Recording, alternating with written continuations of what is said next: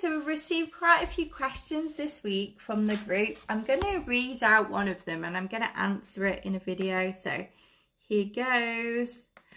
Judy asks, looking for verification or next steps towards my sacred work and how I allow more financial abundance with it. So I really feel this question is going to be relatable to quite a few people out there, and there are a few different parts to it. So I feel like before you take on this journey of looking to heal others, you really have to go through this process of healing yourself, or at least to the stage where you feel like you're confident enough to show up to the world and do your work. So that's the first thing. And then also you really need to consider, like, how confident are you in your own skin? So for me, for example, becoming visible was a really, really big challenge for me for a few reasons. So I felt, I had like imposter syndrome. I'm sure you've heard of this, but I felt like, who's going to actually listen to me? You know, I've just been through this major cycle of trauma and healing, and who's going to want to listen to me with all that kind of backstory? But actually it's your story that is the most powerful kind of like magnet to get people interested in what you do.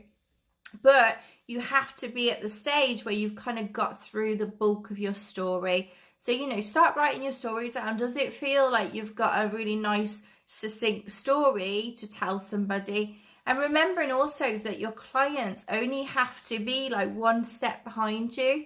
You know, they're looking for someone who's going to be able to relate to their question as if it's like live, that you can relate to their scenario as if you remember it. And the best way of doing that is kind of like just have gone through the process yourself. So don't ever think that you're not ready. It's just that you need to make sure you feel confident enough.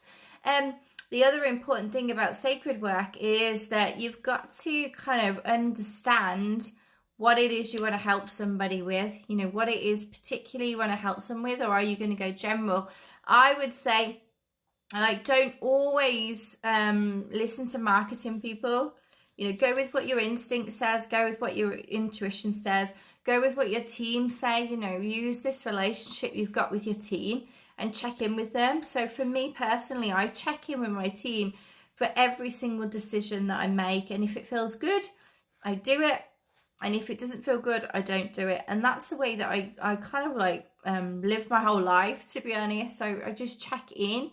And so it's really important that you get to a stage where you feel confident to just be visible and talk about your story.